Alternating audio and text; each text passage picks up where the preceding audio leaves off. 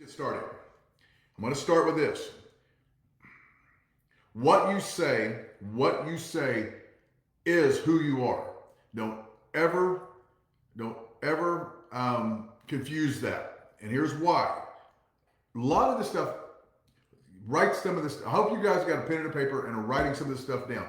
You're going to be able to come back and watch this again. It'll be recorded, but I want you to write these things down. What you say is who you are. But here's what I've got to drive home tonight. Who you are is so much more important than what you do, because what you do is a direct reflection of who you are. I'm going to say it again. Who you are is more important than what you do.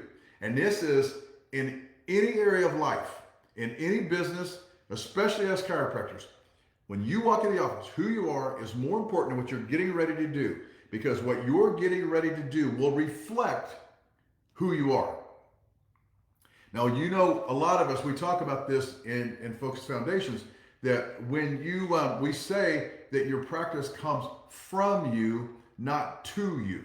And that's what we're talking about. And so my question, and I want you guys to start questioning yourself every single time you walk into your office, every single time you do anything. I want you to ask yourself this: who are you when you show up to the office? Who are you when you show up for your children or for your spouse? Who are you, right? And don't, here's the thing, a lot of the things we're going to talk about, it's going to take discipline. It's going to take a lot of looking in the mirror and asking this question, and not to do it just now and then. Really, the truly successful people in life are the ones that keep this in check, and they've worked hard at it their entire lives, and they work on it every day. When you say your practice comes from you, not to you, it's who you are when you show up, and who are you, all right? Now, we're going to talk about the words we use, okay? We're going to talk about the words we use. Are we still good? Okay, so we're going to talk about the words we use. And then here's one of the things I want you guys to understand. The more words that you use is not better communication. It's not. A lot of times there's a phrase that we've heard a ton over the last several years called word salad. And I think a lot of us, a lot of chiropractors in particular, use a lot of word salad when we're talking to our patients. We just overwhelm them with things. And I want you to think about something. This is true in so many aspects of life. And my father actually said this to me. And I remember I was like a senior in high school when he used this in a certain situation. And it applies right now. The harder you throw a ball against the wall, the further away it bounces. The more words that you throw at somebody trying to explain who you are, what you do, and why you do it, you just push them further back because they don't want to hear all that. The power to communicate comes from how you compress your entire personality into just what they hear you say. Now, this is important. I've got a lot of different points I'm going to talk about tonight, but I'm going to stop and break it down a little bit at a time. I'm going to say this again. The power to communicate comes from how you compress your entire personality, everything you are, into just what they hear you say. Now, what they hear you say. This is vital. You may think you are the most charming, the smartest, the best looking, the most educated chiropractor on the planet. And when you're speaking to them, all they hear is blah, blah, subluxation, blah, blah, blah, blah, blah. That's all they hear. That's all they heard, because your personality was so overwhelming that's all. They didn't hear anything. Now let's talk about personality. I get told this a lot. Well, personality is the reason you have a big practice. She has a big practice because, well, she's just got that personality. Personality is a person's unique combination of qualities that defines how they think, feel, and behave. I'm going to say it again. Your personality is a unique combination of qualities that defines how you think, how you feel, and how you behave, right? So that's what's coming at these people. And I want to ask you, where does your personality come from?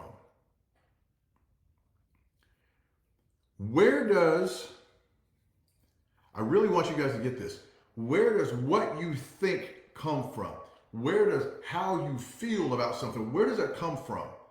The way you behave in your office, during a consultation, during an exam, during a report of findings, those things, where does your personality come from before you start to speak? Now, we're going to get into this deep, but I'm going to ask you a lot of questions, and these are the questions I want you to ask yourself, right?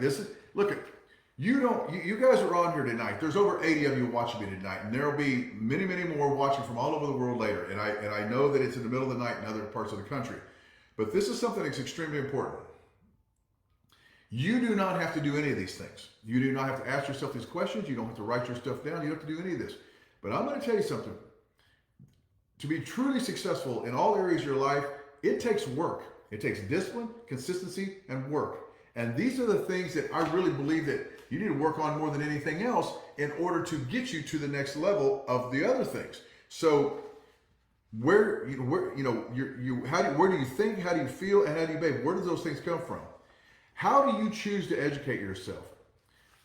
What do you do to increase your certainty? Now, I'm asking, a lot of you listen to me tonight. I'm going to ask you this again. What do you do to increase your certainty? What do you read? What do you listen to? This book is always on my desk, The Glory of Going On, and I will just open it up and I will read at any given time. I've got many things I listen to. I read, I listen to podcasts. I'm constantly educating my brain, and I'm thinking about the things, and I've got yellow notebooks everywhere, and I'm writing things down. And when I speak, I want to have something that I've actually spent time with. When you speak, do you believe you? I'm going to say it again. We're going to slow it down. When you choose words, when you speak, do you believe in what you're saying? Do you believe you? If you're in Foundations, the very first video that you watch in Foundation 1 is personal philosophy. And I tell you guys this, you cannot ever ask another human being on this planet, not your kids, not your spouse, not a patient, not a friend, you can't expect them or ask of them to trust you, love you, believe in you, if you don't. So do you believe in what you're saying? And I know many times I talk to chiropractors and they're afraid of their own shadow. They have no idea. They do not believe in anything they say because they haven't spent any time with developing their personality and understanding where all these things come from. I want you to listen to this. Sometimes what you say is not what is received. Sometimes what you are saying, that's not what they're hearing.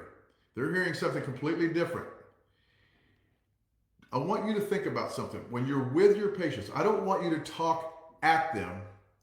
I want you to talk with them. When you're listening, I don't want you to listen with your ears. I want you to listen with your heart. It's a different way of doing it. And this goes for every aspect. And it's the hardest thing in the world, especially when you've got a million things going on in your brain and you're like distracted with everything. You got the whole world going on. You got social medias and you got events and you got this and you got that. So all this chatter and you're trying to listen with your ears, but your heart is in another room. Your heart is somewhere else. And this goes for your kids, your spouse, your friends, your coworkers, your teams, especially your patients. They got in their car, they drove to your office, they're sitting in your office and they're asking you some very important questions. What's my problem? Can you help me? How long will it take and what will it cost? They're asking you these questions. And are you just simply talking at them? I've heard this many, many times before, but I will tell you one time that it really, really hit me was when Alicia, my daughter Alicia, she spoke at Focus one year. And she was still a student. She was still in school. She spoke. And she came off stage and then, everybody surrounded her. She did an amazing job. She's just, In my opinion, she is a flawless, beautiful, brilliant speaker, but I'm her dad. But she is. And later on, we're having dinner, and she said, Dad, she said, you know, I'm really bothered by something. And I said, well, what? And she said, well, all these people come up, and I was so excited, you know, to talk with them, and they didn't want to hear me. They didn't want to talk to me. They just wanted to talk at me. They wanted me to hear what they had to say. They didn't want to have a conversation. Man, that was powerful. And I'll never forget it. It was several years ago. And then I really think about that. I think about that in our offices when we're with patients. Are you talking at them? Are you listening with your heart? Are you just looking for a place to interrupt so you can talk about yourself? Here's the next point. Patients will respect you more if you just say what you want them to hear. You want your patients to respect you. You don't worry about them liking you or loving you or caring about you. That'll come later when you start getting well and you start proving to yourself. If you want them to respect you, just tell them specifically what you want them to know. Listen, I want you to understand this. They got in a car. First of all, they got on their phone and they went to Google, and it says, you know, Dr. Edward Pearson. Hey, Ed, good to see you, buddy. Dr. Ed Pearson. Well, it says Dr. Pearson, right? They come to your office, and on the wall it says doctor, and it has the name of your clinic. They know you're educated, or they would have never showed up in the first place. And so by you trying to pick a bunch of words and talk at them to convince them how educated you are, is throwing that ball against the wall, and it's just going to continue to bounce further. If they want, and here's another thing. If they wanted to know what you know, they would have went to school. The biggest, I think probably the biggest mistake or misconception about our profession, about a lot of professions actually, but especially about ours, is we think our patients want to know everything we know. We have to educate them. They don't want to be educated at all. At all. No different than you do. I use this analogy. There's many of you on here that have never heard this before. Many of you have heard it, and it's time to hear it again. If your car doesn't work right and you have warning signals on your dashboard and you take it to the mechanic, you do not want him to come out and spend an hour with you educating you about the combustible engine, about your, electronic system, about the computer. You don't care. What's wrong with it? Can you fix it? How long is it going to take? And what's this all going to cost me? That's all you want to know. That's all your patients want to know. And so when you're talking at them and you're trying to impress them on how smart you are because you're a doctor, and then you try to educate them on everything you know, just remember, you're throwing that ball with everything you got against that wall. And you wonder why. The number one question I get asked on coaching calls is this. I do my consultation, I do the exam, and I do the report, and they don't come back. Or they come back 3 or 4 times and they don't come back. They don't follow through with their care. Why? Because you've been throwing them against the wall so hard that they just keep bouncing further and further away. This is something for you guys to really spend time with and think about, all right? A patient's time is more important to them than how important you want to feel. I'm going to say it again. Everyone on here, all 90 of you at this point right now, a patient's time is more important than how important you want to feel. And it goes back to this saying, don't try to be interesting. Your attempt is not to be interesting to them. Your attempt is to be interested in them. People's time is vital. I'll give you a perfect example. Why would someone pay $1 more a gallon for milk at Quick Trip than they would at Sam's, and yet they'll go to Quick Trip and pay that $1 more? Because they can get in and get out at Quick Trip. They have to go all the way through Sam's, right? I know it's a silly analogy, but I want you to think about it. People don't have time to be educated. They don't have to be time to be impressed with how smart you are. They just want you to value and respect their time. And they don't, here's the thing, most of the time we get people in the office and we want to feel important. We want to feel smart. We want to feel educated. We want them to know how long we went to school and how smart we are and all our degrees, and no one cares. All right? Now, we're going to keep moving forward. I hope you guys are getting this. Let's talk about about words we use on the daily visit. Chiropractors. Now, I know a lot of you on here tonight are not chiropractors, but but I think this will apply. If you'll apply this to your profession or what you're doing, I want you to think about some of these things. One of the most important phrases that you could ever use in a chiropractic office is this. Let me check it. Let's check it. Okay, let's check it. You're going to have those patients. You're going to do a consultation and exam. You're going to do the report. You're going to tell them everything they need. You're going to say you need to come in 3 times a week for 8 weeks, once a week for 8 weeks. We're going to adjust your spine. That's what we're going to do, okay? And then they're going to come in and they're going to start telling you, well, I still hurt here and I hurt here and I have this and I have that. Now, you could spend 25 minutes addressing each one of those things, and you could commiserate with them, or you could have this long conversation. They're just wanting to know if you're paying attention, and you simply say, I understand. Let's check it. No matter what they say. And then you go ahead and you adjust what you told you were going to adjust in the first place. Or maybe you've got Jerry that's coming in, or Cody's coming in, and he's got a 5th cervical, a 5th thoracic, and a 5th lumbar. And then one day he comes in, he says, Doc, I was turning a wrench and I hurt my wrist. Can you check it? Let's check it. Adjust it. Don't make a 45-minute thing out of it. Just check it. The next thing, patients will come in and say, Doc, man, I tell you what, I'm feeling great. This is the best I've ever felt. It's real simple. Let's keep it that way. Let's keep it that way. My every 2-week patients, my maintenance patients, Doc, I ain't been in a while, but I'm feeling great. I understand you're feeling great, and I want you to feel great, but let's keep it that way. Let's not wait till it comes back. Let's just keep it that way. Here's the thing. I had a patient laying face down today. Well, I'm going to get to this, but I'm going to go ahead and say it because I just reminded myself. Laying face down, and she's like, okay, my neck isn't hurting, and my ears don't hurt. Should we mess with it? And I said, well, let me ask you a question. Do your teeth hurt? No. Okay. Why would you brush them? Okay, never mind. Just makes sense. Don't educate them. Just makes sense. All right? Yes, you're improving. As long as we keep moving it, it has to improve. Doc, am I getting better? Absolutely, you're getting better. As long as we keep moving this bone, your body doesn't have a choice. It has to improve. Just like exercising. If you lift a weight with your right arm every day, eventually that arm has got to get stronger. It doesn't have a choice. As long as we keep motion this joint, you're going to do great. Yes, as long as we keep moving. Every time I make an adjustment, you're going to have a great day. Jess, you're going to have a great day. Listen, I want you to have the best day ever. I know you're going to. Positive. Always be positive. I say motion a lot. Let's keep motion. Let's keep it moving. Now my patients come in. All right, Doc, let's get this thing moving. I decided I'd come in and get an adjustment so I can keep things moving. I want to keep this 5th lumbar moving.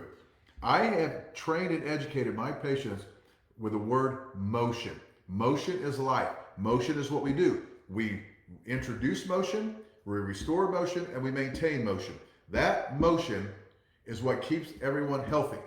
They understand that. You start giving them a lecture about physiology and all the crazy things, they just glass over. But you say, look, as long as we keep the bone moving, it's like, listen, if you exercise your arms all the time, will your arms get stronger? Well, yeah. As long as we keep moving, it's the same thing. Oh, okay. It just makes sense to them, all right? And the last thing I'm going to talk about the daily visit, there's a million of these things I use, but I just use, they kind of come and go or come real fast. I just, a small phrase just makes sense. And what I really do more than anything, gang, is I celebrate the adjustment. I said it all day today, and it makes me happy. Well, if it makes you happy, it makes me happy. I just know when I get an adjustment like that I just know that you're going to have a great afternoon. We're going to get this. You're going to improve. Celebrate the adjustment. That's why they come, is to get an adjustment. And if they feel like you are in love with what you do and you believe in what you do, so will they. All right. We're moving on. You staying with me, gang? Hope you guys are good. Hey, Zach, good to see you. All right. We have a hard time communicating to our patients because we're too afraid of the reaction. We try to soften the blow. We have a hard time saying what we want to say to people because we're just too afraid of how they're going to react. So we say things that are like, we just try to soften that blow. And the main reason is because we have a poverty mentality. So many of us have this poverty thing that We think we're poor. We think we do not deserve success, and we think everybody else is poor too. I don't know. I'm baffled by this. I'm not sure where it comes from. What's interesting is neurosurgeons, orthopedic surgeons, pediatricians, dentists, they don't have it. They don't have it. Dentists and veterinarians, they don't have a poverty mentality. No one else does. The chiropractor does. The chiropractor has the poverty mentality, and it's only because you do not believe in what you do enough. You just don't. A lack of principle. Look, if you're not studying the chiropractic principles, if you're not understanding the true reason that you're a chiropractor, the very purpose behind the adjustment, not this made up stuff, that this manipulation a few times to try to make them feel better. That is not a principle. That is a sales tactic. That is BS, is what that is. You have got to be principled. You got to get rid of the poverty mentality and quit acting like that, chiropractors should be broke and poor to have some sort of, success. I don't know, the way people look at them, you're right? That's ridiculous. And you've got to get principled about what it is you do. Lack of confidence in your skill.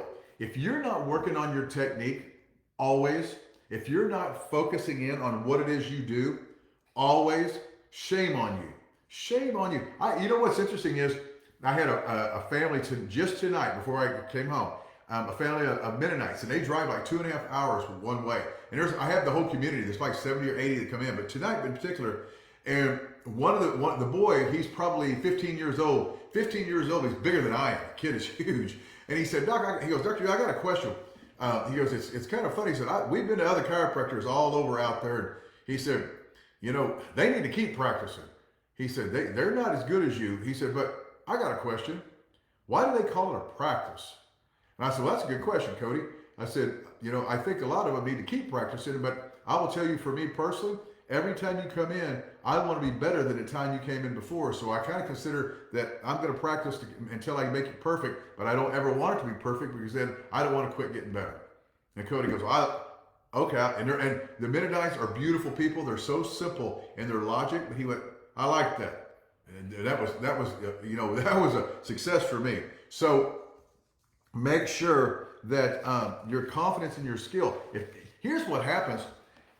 We're not learning at school. Many students are on here tonight. You're not learning how to adjust appropriately. You're just not. And so I want you to go somewhere. Go see John Minardi. Come to my tech, come to Rising Star, get with a mentor. Reach out to me. If you're at Parker or Kansas City or any other school, I guarantee you, down in Sherman, I've got doctors in the area that I work with, that I know, that would be glad to host a little adjusting seminar in their office and work with you. I promise you. Reach out to me. Chiropractors, if you're not working on becoming a better chiropractor or a better technician with your hands, why? Why would you not want to be the very best there is at what you do? You want your practice to grow, know what you're doing. All right? Where am I at? Lack of confidence in our skill, I'm going to read something. Cut out the oriental rugs, the shaded lights, the wasted effort to impress a patient.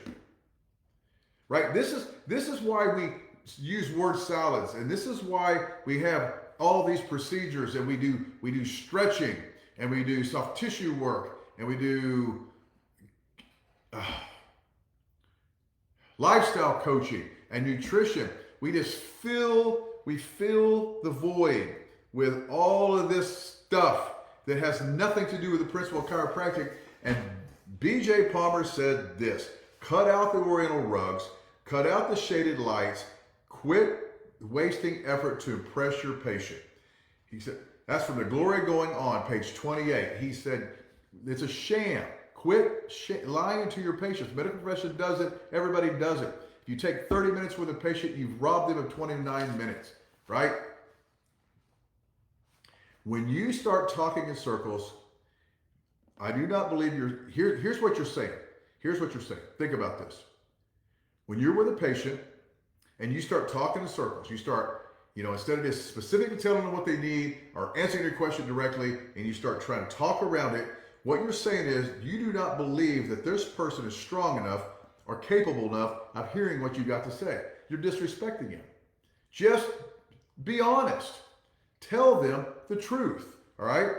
If it takes you 30 minutes to say, I need to see you 3 times a week for 8 weeks or once a week for 8 weeks, should take you 3 or 4 minutes to explain why, not 30 minutes. I talk to doctors every single day, and maybe there's some of you on here right now that are taking 10, 15, 20, 30 minutes for a doctor's report. You are throwing that ball against the wall with everything you have. And I know there's a lot of scripts out there and a lot of procedures and it's all ridiculous. Tell the truth. It's all you have to do. You know, you look at an x-ray and you see stress in the spine. It's been there for 15 years because they told you they fell off a horse 15 years ago. You look at the x-ray, you see the degeneration. You know it's fifth cervical. Tell them, I need to adjust you 3 times a week. Why? Well, it's like going to the gym and working out. You can't go once a month and get healthy.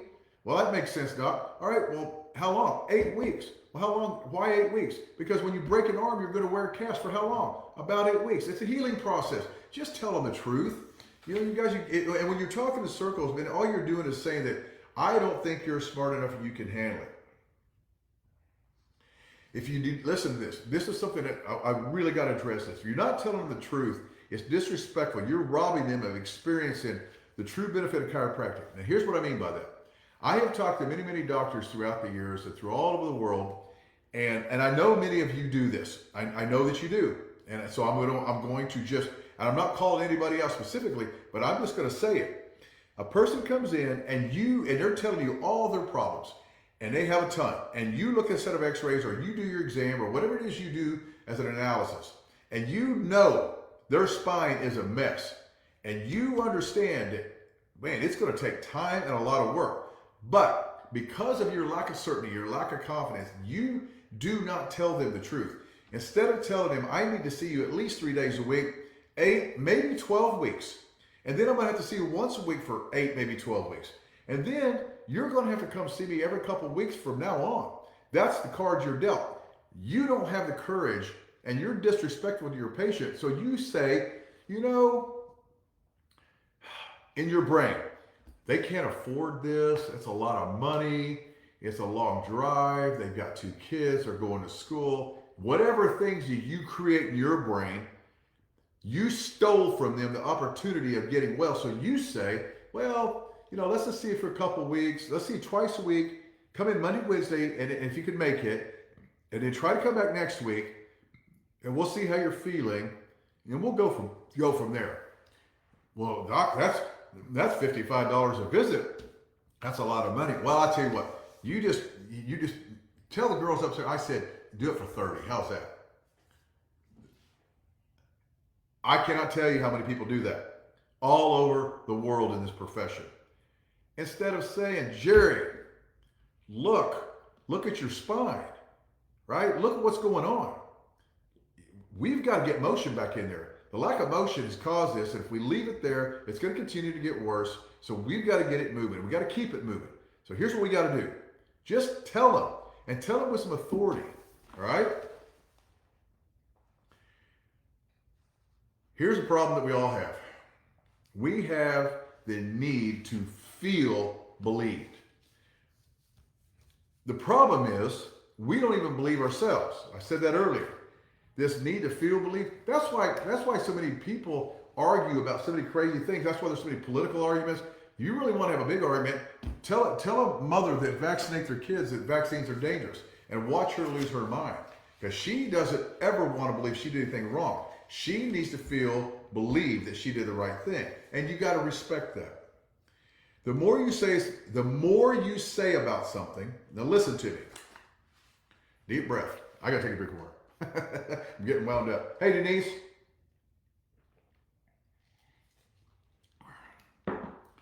All right. This is important. The more you say about something, the less it appears you know about it. Say it again. The more you, doctor, say about something, the more it appears you don't have a clue what you're talking about. The more words it takes for you to tell the truth, the more it sounds like a lie. I cannot tell you how many times when I was a younger doctor, young in practice, and I would do my scripted report and I would get pushback. And I would immediately go into a defense mode and really try to explain it and try to convince them and try to talk them into it because I couldn't lose a patient. And I felt they need to believe me. And you could see that look on their face. They're just looking at you like, you do realize you don't even believe what you're saying, and I'm not about to. The more words it tells to tell the truth, the more you have to use the word to try to explain. People aren't buying it. Okay, they're just not buying it. These 20 and 30-minute reported findings. I will tell you. I'll share this with you, and I don't want you guys to do this, but I'm going to share it with you. There have been so many times through the years that I will have 2 or 3 reported findings back to back to back because I do my reports at the same time I'm seeing everybody else. I just keep everything flowing. I don't do them on Tuesday night. I don't take a Thursday morning off and everybody come in. I do them when they show up. And so there have been times that I've got them backed up plus another 20 people waiting on me. And when that patient comes in their report, I don't even show them their x-ray. I simply say this. I'll look up and I'll go, hey, Denise, I spent a lot of time with your x-rays, and I'm going to tell you something. You've got a lot of stress in your spine. I'm going to have you lay face down. I'm going to show you something. And she lays face down. I'm the doctor, and I palpate. I C5 and T4 and L5. These are where I'm going to adjust because I studied the x-rays. I know where I'm going to adjust, but I just say this. Right here and here and here. These joints are not moving appropriately. We've got to get them moving again. So I'm going to show you what we're going to do. Then I'm going to tell you our game plan. It takes 30 seconds. I adjust her. I set her up, and I said, Denise, look, you've had this for a while. So just like going to the gym, I need to see you about 3 days a week, okay? Now, we're going to do that for about 8 weeks. It's kind of like a broken arm in a cast. Once we get you stable, like taking braces off your teeth and you put a retainer on, I'll see you once a week for 6 or 8 visits to make sure that we've maintained the motion here, okay? You got any questions? Nope. All right, talk to the girls up front. Back to back to back. All 3 of them paid in full. It's certainty. It's confidence. I'm the doctor. I know what I'm talking about. Now, you're not going to want to do that every time. You're going to want to do the reported findings that we work on, that I coach you with, and I show you. But I'm just saying, sometimes, if as long as you're really, really certain and really, really on the ball, you can get away with that. Because the more you speak, then the more you're just talking them out of it. Be a well of information, not a waterfall. Dr. Young, why does my neck still hurt here? Well, it's probably because when we put motion in it, it caused an inflammatory response, and then the muscle reacted. You probably got a muscle, probably some blah, blah, blah, blah, blah, waterfall, throw up all over them, drown them with information. Dr. Young, why does my neck still hurt? It's just part of the healing process. Okay. Just like kind of like working out. If you haven't worked out in a long time, you're going to be sore. We're getting motion, so it's going to be sore, but it's going to get better. Be a well. Be a place for them to come to retrieve information that they want. Don't have them come into your office every single time and then you just spill everything you think they need to know. Don't try to educate them on everything. They don't care. If they ask you, answer them specifically. Be a well, not a waterfall. Okay? And when I wrote this down, I thought of something real specific that I witnessed. Slow your words down. And that's kind of funny for me tonight. I'm trying to get all this in a short period of time. Slow your words down.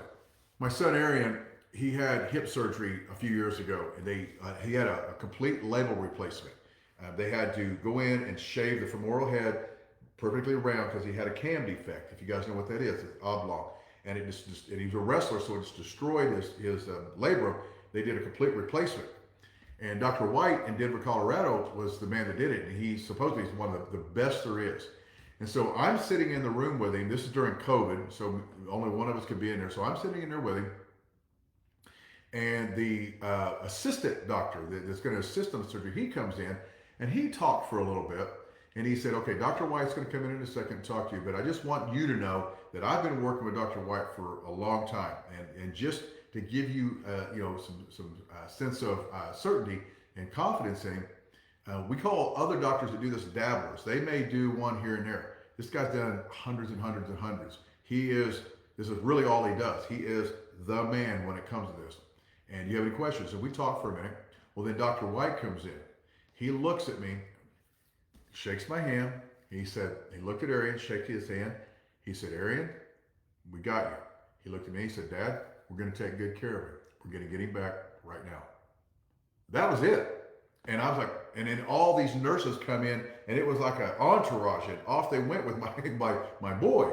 Like, wait, I don't think I'm ready for this. It didn't matter. It was just that calm, slow pace, looked me dead in the eye. Dad, we've got him. We're going to get him back to surgery right now. He didn't feel a need to try to convince me or taught me anything or educate me or any of these things. It's go time. And I think I learned so much from that little 20-second conversation that I probably have from anybody. Now, a little bit of a switching gear, but this is important on all of you. I want you guys to think about this. Do not wait until you start talking and then try to figure out what you're going to say. I don't know how many people do that. Have you ever talked to somebody like that? They just start rambling, and then you can see their mind just looking like, okay, I'm trying to think of something to say next, or try to like figure out how to explain what they just said. We do it in our offices all the time. Have a specific goal before you do a consultation. Before you walk in, know why you're walking in. Know what you're looking for and why you're looking for it. Be very, very specific. Before you do a report of findings, know exactly what you're going to say and how you're going to say it and the way you're going to say it. And do it in just a couple minutes. Do not wait until you start opening your mouth and words start spilling out, and then you try to decide what it is you're going to say. All right? All right, let's wrap all this up. I know, I'm wearing probably some of you slick. Listen. Allow your patients to know who you are and what you believe in by the words you choose. I'm going to say it again. Allow your patients, chiropractors, allow your patients to know who you are and what you stand for by the words you choose. Now listen, if this is hard for you, if you're struggling with this, and no one needs to know, this is an inside job. I'm asking you this question, and you got to ask yourself this. Do you struggle with knowing who you are and what you believe in? If you do, reach out to me, get a green book, do something. I know doctors. I had talked to a doctor not too long ago that's been in practice for 25 years, and he confessed to me. He said, Dr. Young, I got to be honest. I've been in practice 25 years, and I can't really tell you anything about chiropractic. I know, what they tell me, and I know as long as I, loosen them up, they feel better and they come back. But we're seeing 100 a week, and I'm averaging about $27 a visit after 25 years. Gang, listen, you can't expect them to believe you or trust you if you don't know who you are and you don't know what you believe in. You're going to be lost. So every single day, here it is, December 10th, 2024. And we're getting ready to start a brand new year. And everybody waits till the first of the year to start, all right, a New Year's resolution. And next year, I'm going to do this. And next year, I'm going to do that. How about right now? How about right now at this moment, we do this? Ask yourself this before you speak. Who do my words say that I am? Who do my words, the words that I choose, say that I am? And that goes for all of you, and that goes for your patients, that goes to your coworkers, your team, your wife, your husband, your kids. When you speak, what does that say about you? What type of energy are you putting out when you speak? Energy is everything. Energy is everything. You go to a Metallica concert and they play Enter Sandman. Okay? What if Lawrence Welk showed up? Many of you don't even know who Lawrence Welk is. What if an opera quartet or a cello quartet came out and tried to play Enter Sandman. It is not going to resonate the same. The energy that you put into something is a direct reflection of who you are on the inside and what you believe. And that energy, what type of energy are you putting out when you speak? Is it a confidence, or is it certainty, or is it scarcity and fear? Scarcity and fear is a vibration that creates an energy. Confidence and certainty is a vibration that creates energy. What kind of energy are you putting out? A lie creates energy. Truth creates energy.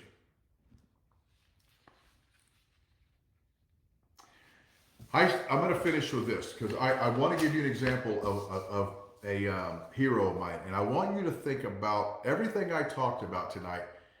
What does that look like? And when I think about everything I talked about, I think about this person. And I'm going to tell you that Ainsley Hensley, or Hendon, Dr. Ainsley, I hope you're on here. I sent this to her and she said, I hope one day, if they write a story about me, I hope what they say is the same as Dr. Ashworth. If they write a story one day about you, 100 years from now, what would they say? Dr. Silva Ashworth, many of you have heard me talk about her. There's so many people on here that have not heard this before. Dr. Silva Ashworth was one of our very first chiropractors. She was dying of diabetes and she had 3 or 4 months to live. They told her to go home and get her affairs in order. She went to one of the first chiropractors. She was adjusted twice a day. Her diabetes went away. She was cured. She ended up going to chiropractic school, getting out. In 1912, this woman, in 1912, she kept 2 office workers busy in her clinic and they had megaphones.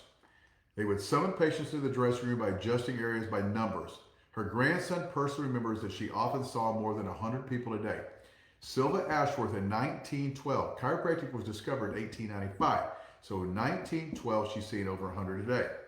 She was warned repeatedly to stay out of the University of Nebraska's college infirmary. However, Carl Jr. recalls that she would push doctors and nurses aside and say, I've got patients in here who asked for my services and I'm going to go in and I'm going to adjust it. And she did. Kind of hard to stop a woman with a made-up mind. She went door to door in 1919 adjusting flu patients. She would call ahead and tell them, do not lock your door. I don't have time to knock on it and I don't have time to wait on you. She came in and she adjusted. She had someone drive her door to door to door to adjust flu patients. Her grandson remembers that she listen to me, she lived and breathed chiropractic. She would explain chiropractic to everyone, such as a streetcar conductor or a passerby. Often when she heard someone had cancer and was given up to die, she'd call them on the phone and she'd say, I think you can be helped through chiropractic. And you should come to my office and let me examine you and see if there's anything that can be done. She would call them long distance also. That was a big deal back then. A patient's inability to pay for his services for costs of travel to Lincoln was no barrier. Dr. Ashworth would pay for their travel expenses and lodge needy patients. This woman was a force. Imagine the words she chose and she used. She was one of the very first chiropractors ever. Imagine the words she used. Imagine the energy behind them. She didn't have 125 years of chiropractic behind her. She didn't have to worry about trying to be accepted by the medical profession. They didn't even know what it was. She had innate intelligence and a principle. And she spoke with certainty and confidence. And back in 1912, she would see 100 a day. What if, this is Dr. Ainsley Flynn, what if in 100 years someone is sharing my story? What will I do today to make sure that is a story I'm proud of? Gang, I really appreciate you spending time with me tonight. I want you to go back and think about some of the things. I hope you took notes. But if you didn't get anything from this at all tonight, who you are, that person you look at in the mirror when you go to bed tonight, before you go to bed, I want you to go in, brush your teeth, and I want you to look in that mirror. And I want you to ask yourself, look yourself deep in the eye, deep into your heart. Who are you? What do you believe? What do you stand for? What are you willing to fight for? Are you willing to tell the truth? Who are you? Because I'm going to tell you something. Tomorrow, when you go to the office, what you go in and do will reflect in who you are. The person you are is the person that's making that adjustment. Who you are is the person that's choosing the words you speak. And if you want to be unbelievably successful, then you have got to learn to choose your words wisely, say them with certainty, say them with honesty, say them calmly, and speak the truth always. As long as you do that, you will have a career that will continue like mine for 30 years, and you go in every day and you see more and more people. You see all your new patients are word of mouth referrals because you're someone different. You're someone they believe in. All right? Now, I appreciate you guys so much, so very much. I'm going to finish with this. All of my foundation doctors, I love you guys. I appreciate you so very much. I know many of you are different time zones, and you'll be watching this later. Okay, and I'm going to say this and put it on our foundation program. The rest of you, if you are not a Focus Foundation member, if you have any interest in finding out more about our group, more about our family, we have hundreds of doctors all over the world that in one big group, and we come together and we work together on these things. We are more concerned with our principles, our honesty, our philosophy, our technique, telling the truth. We are more concerned with that than we are marketing campaigns and having this big bucket that we pay tons of money to get all these new patients, but our buckets are full of holes. We are concerned with telling the truth, and then we are concerned with delivering on the truth. We are concerned with taking care of each other and supporting each other. We have groups accountability groups all over the world that work together on rising each other up. We're not concerned with competition. We're not reserved with beating anybody down. We're concerned with wrapping our arms around you and helping you. If you would like some of that, if you'd like to be a part of a chiropractic organization that you can trust and you can be proud of, just simply reach out to me. Reach out to me on here. Reach out to me on my personal Facebook page. You can text me 405-514-5373. You can email me, the letter mvnbonz@yahoo.com. Just whatever we need to do to help you. That's what I'm here for. If you got more questions, reach out. I love you all. It's been a late night. I apologize for the technical difficulties. If you need me, reach out and I'll talk to you all soon. Have a great Christmas and have a Merry Christmas and a wonderful New Year. Love you all. Talk to you soon. Bye.